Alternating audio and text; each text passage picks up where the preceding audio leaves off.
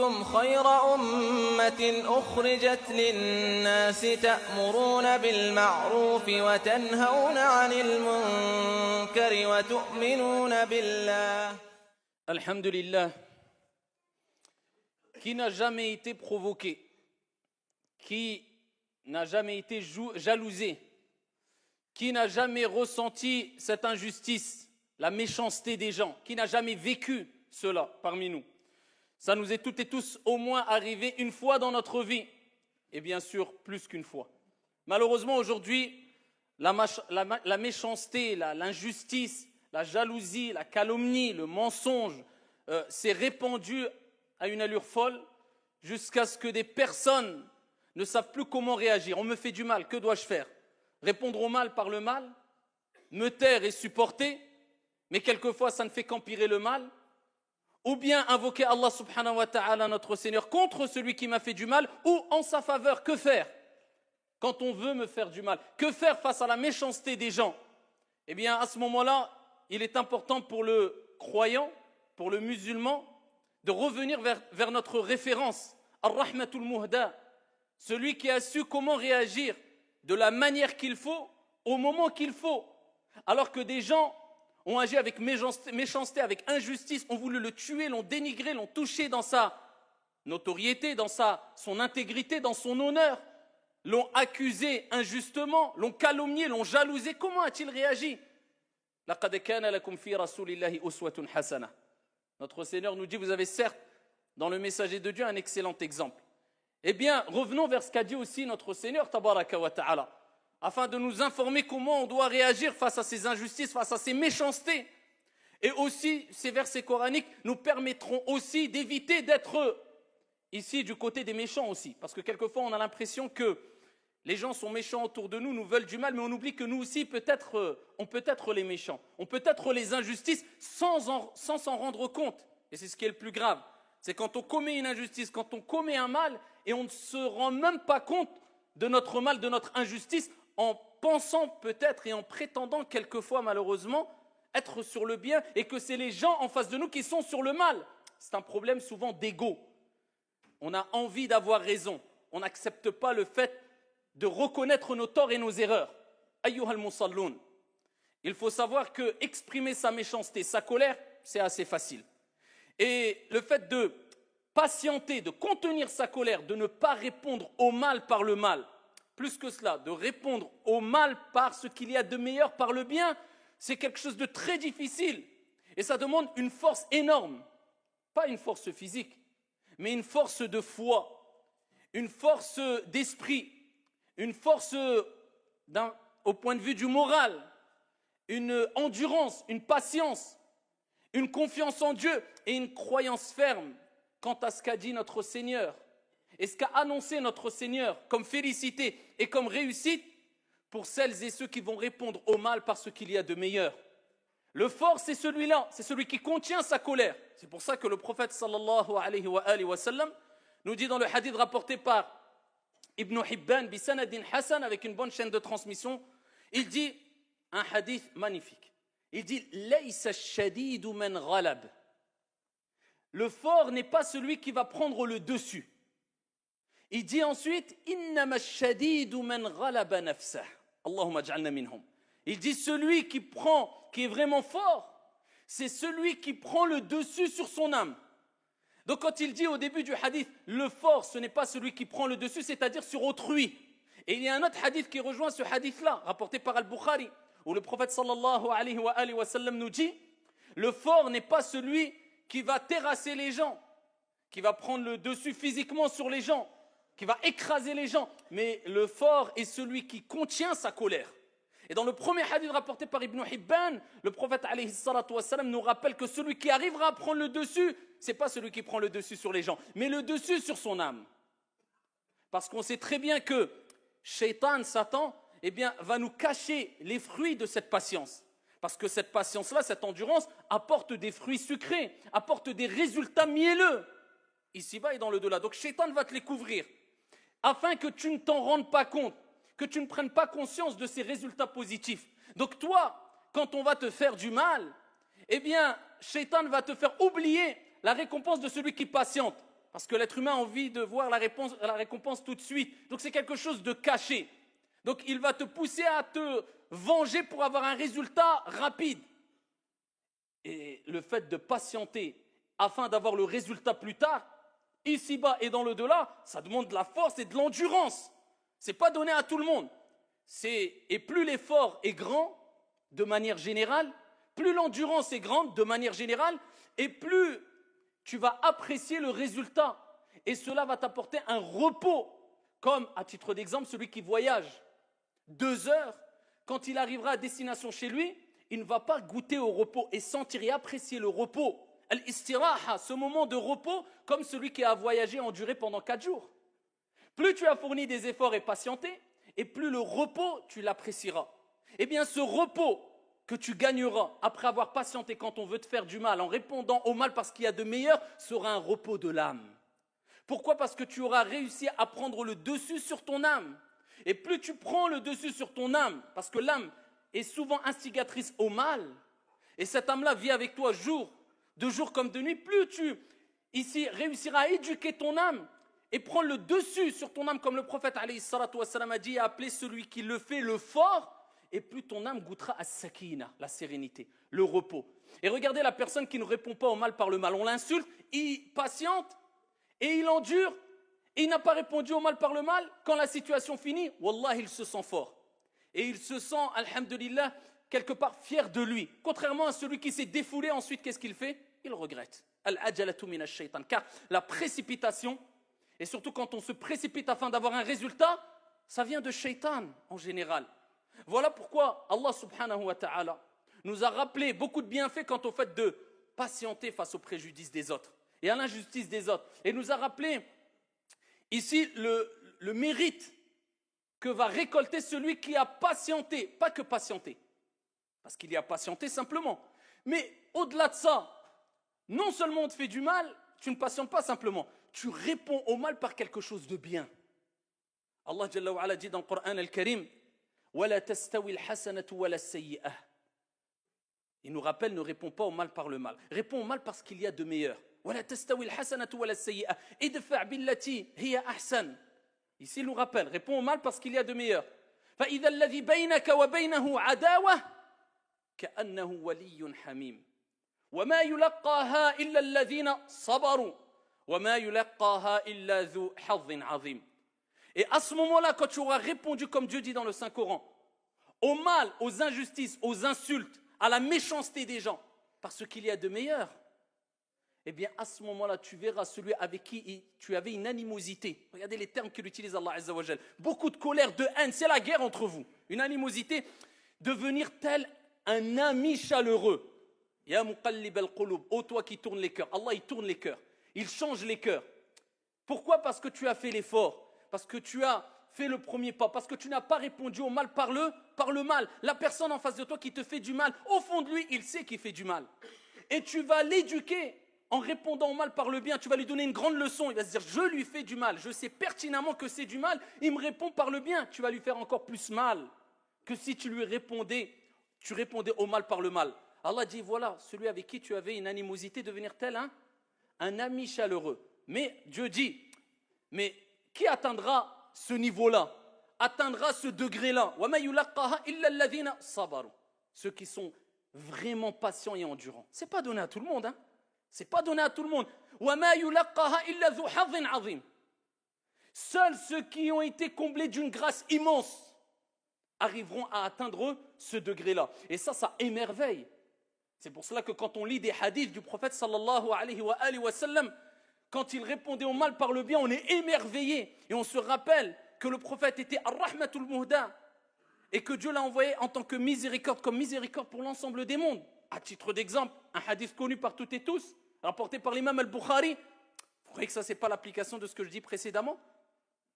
Le prophète sallallahu alayhi wa sallam, lorsqu'il était en voyage et il s'est assoupi sous un arbre et il a accroché son épée sur l'arbre, et qu'il y a une personne qui lui voulait du mal, s'est approchée de lui, lorsque cette personne qui lui voulait du mal s'est approchée de lui, et qu'il a saisi cette épée et l'a brandie face au prophète sallallahu alayhi wa sallam, et que le prophète alayhi salatu wa sallam s'est réveillé brusquement, cet homme-là a dit au prophète alayhi salatu wassalam, et qui te sauvera maintenant?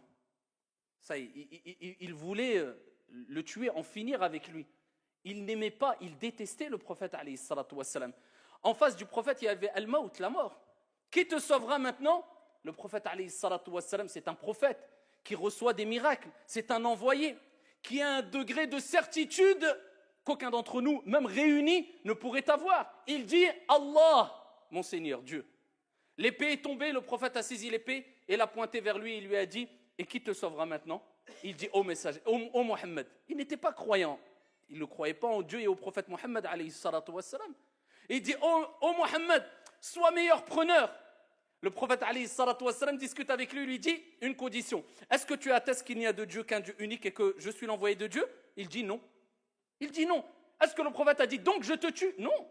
L'autre, il a été honnête. En face de lui, il a été honnête. Il a dit non, je n'atteste pas qu'il n'y a qu'un Dieu unique et que tu es le messager de Dieu. Il dit par contre, je m'engage à ne jamais te combattre et à ici accompagner une armée qui te combattra. Je m'engage à cela. Le prophète, il lui a dit pars en paix. C'est bon, tu peux partir. Il est parti alors qu'il voulait tuer le prophète Mohammed alayhi salatu wassalam, avec cette leçon qui est cet homme a répondu au mal, à la mort, par le bien en me laissant libre vers son peuple, et il dit Ji'tukum min indi khayrin nas, Mohammed ibn Abdillah alayhi salatu wassalam. Il va voir les gens de son peuple et dit je viens de chez la meilleure des personnes, le meilleur des gens alayhi salatu wassalam. Dans un autre hadith rapporté par l'imam Ahmad, bisanadin Hassan, Abu Bakr as-Siddiq radiyallahu anhu wa arda. Et là, regardez les fruits de celui qui répond au mal par le bien. Ce n'est pas donné à tout le monde, mais les fruits sont mielleux, les fruits sont sucrés. Et tu les récolteras, incha'Allah, et tu goûteras au repos et à l'apaisement de l'âme. Ce n'est pas donné à tout le monde. Mais en prenant conscience de ces hadiths-là, de ces versets, de ces paroles divines et prophétiques, cela va te motiver, te pousser à le faire. Abu Bakr était en présence du prophète alayhi salatu wassalam. Et en face d'Abu Bakr, il y avait des gens qui insultaient Abu Bakr as-Siddiq radiyallahu anhu warda. Ils l'insultaient. Le prophète ne cessait de sourire. Plus les gens l'insultaient et plus Abu Bakr patientait, et plus le prophète ne cessait de sourire et continuait à sourire et à montrer sa joie. Abu Bakr n'a pas supporté à un moment et a répondu à certaines insultes. Le prophète alayhi salatu wassalam s'est mis en colère, s'est levé et est parti. Abu Bakr est parti vers le prophète. Il dit Ya Rasulallah, tu étais auprès de moi, tu souriais. Quand je me suis défendu à un moment, j'étais à bout, je me suis défendu, tu t'es levé et tu es parti. Il dit car quand tu ne répondais pas, lorsque tu patientais, lorsque tu endurais face à ces insultes, il y avait un ange qui était présent et qui ne cessait de leur répondre et cela me réjouissait. Et lorsque tu leur as répondu, Shaitan, Satan a pris place et il ne me convient pas d'être présent assis avec le diable. Et il dit Ya Aba Bakr, il lui donne une recommandation en or.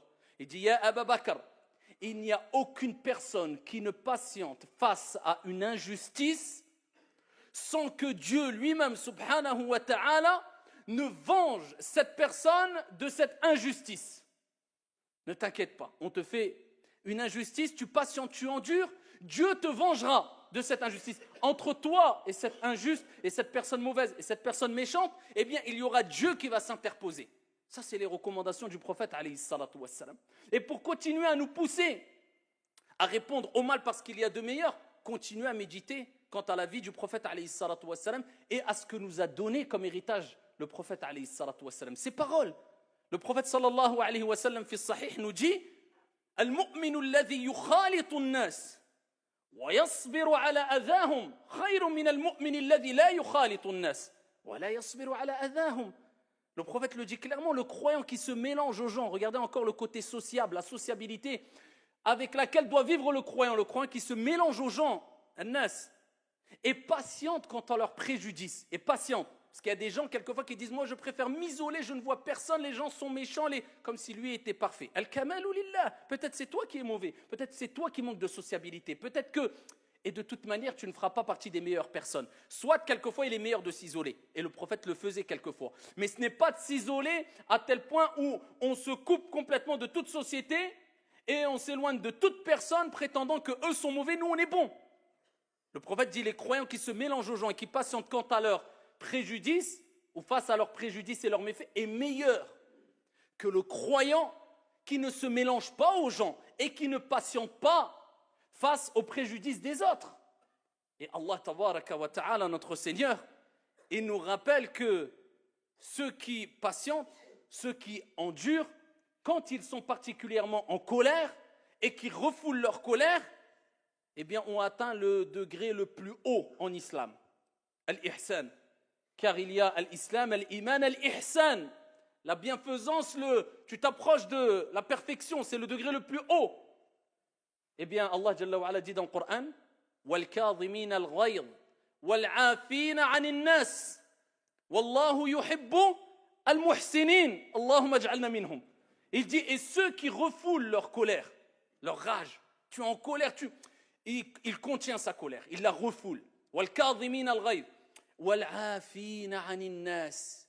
Et ceux qui pardonnent aux gens, sont connus pour être pardonneurs et pardonnent aux gens. Wallahu yuhibbul muhsinin. Et Allah aime bien al-muhsinin, ceux qui ont atteint ce degré le plus haut en islam, ceux qui ont écrasé leur âme instigatrice au mal, qui ont pris le dessus, comme le prophète a dit, le fort est celui man ghalaba nafsa, qui a pris le dessus sur son âme, qui pardonne aux gens. Dieu aime les bienfaisants. Il les a appelés les bienfaisants, ceux qui pardonnent à autrui.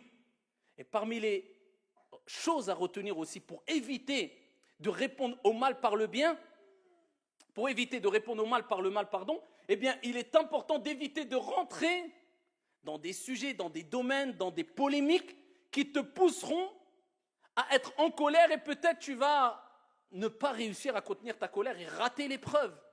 C'est pour cela qu'une recommandation que nous a donnée le prophète alayhi salatu wassalam, qui doit être prise en considération de jour comme de nuit par toutes et tous, c'est le hadith rapporté par Abu Daoud, bisanadin sahih, où le prophète sallallahu alayhi wa sallam nous dit, et c'est comme si il nous rappelait, mieux vaut prévenir que guérir. Parce que quand on est dans le feu de l'action, c'est autre chose. Mais avant d'arriver là, tu peux éviter cela. Les conflits, les querelles, les disputes, il dit celui qui délaisse la polémique. Celui qui délaisse la polémique, toute forme de polémique stérile. Quelqu'un te dit c'est blanc, toi tu as le droit d'argumenter en disant non, c'est noir parce que. Il continue, non c'est blanc, arrête-toi, khlas. Mon but c'est de dire voilà ce que je pense et tu as le droit et tu dois le dire, avoir cet esprit critique et avoir ton avis. Mais quand lui il persiste, pourquoi tu continues 6 heures alors que l'histoire peut s'arrêter en 4 secondes, 5 secondes? Il t'a dit ça, il a argumenté. Tu as dit, tu as argumenté. Toi, ce qui t'importe, ce n'est pas d'avoir raison, c'est de chercher qui a raison. Ça, c'est deux choses complètement différentes. Mais pour chercher à savoir qui a raison et ne pas vouloir avoir raison, il faut avoir atteint un degré où tu as quand même pris le dessus sur ton âme. Parce qu'on est face à notre ego et ce qui nous pousse souvent à vouloir avoir raison, malheureusement. Même quand on sait au fond de nous qu'on a tort. Donc ici, le prophète dit celui qui délaisse la polémique, même s'il a raison. Pour nous motiver et nous récompenser à travers notre effort, même si tu as raison. Il dit, je lui promets, je lui garantis une maison à la périphérie du paradis. Même si tu as raison, tu délaisses pour satisfaire ton Seigneur tabaraka wa ta'ala. Et il dit, dans le même hadith, continuons le hadith, il dit, et celui qui délaisse le mensonge, même pour rire, je lui promets une demeure au milieu du paradis. Et celui qui améliore son comportement, regardez, c'est encore plus important que ce que j'ai cité précédemment. Celui qui améliore son comportement, il fait une autocritique, j'ai ça comme défaut, j'ai ceci, cela, j'améliore mon comportement, je lui promets, garantis une maison au plus haut du paradis. Al-Firdaus, le degré le plus haut du paradis. Voilà pourquoi il est important de retenir, ayyuha al-akhyar, qu'il est bon de pardonner à autrui. Il est bon d'agir avec pardon. Il est bon de répondre au mal par le bien. Et pardonner, ça ne veut pas dire pardonner à tout le monde. Toi, tu pardonnes et c'est ton comportement de base, mais tu pardonnes sous condition.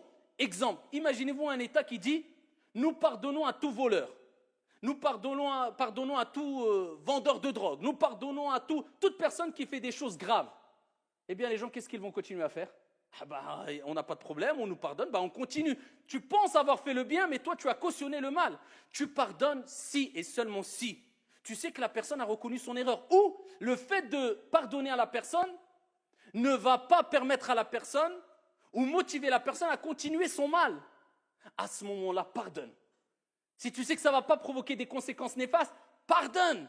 Et ça, c'est le comportement que doit avoir le croyant. Alors, on peut citer des degrés. Rapidement, il y a 4 degrés que les savants ont exposés. Le premier degré, c'est répondre au mal par le mal. Ça met l'autre côté. Le deuxième degré, c'est quand on te fait du mal, tu ne réponds pas au mal par le mal, mais tu demandes réparation. Alors là, on t'a volé, tu dis je veux récupérer ce que j'ai volé. On t'a porté préjudice, tu vas te plaindre pour réclamer justice en face de la justice, etc. C'est le deuxième degré, c'est ton droit. Troisième degré, tu pardonnes et tu ne demandes même pas réparation. Ça, c'est le troisième degré, ce n'est pas donné à tout le monde. Tu sais que la personne a reconnu, tu lui dis écoute, je te pardonne et réparation, j'en ne veux même pas de la réparation, c'est bon, je te pardonne. Ça, c'est un degré au-dessus. Et le dernier degré, le degré le plus haut, c'est non seulement tu pardonnes, tu ne demandes pas réparation, mais tu invoques en sa faveur.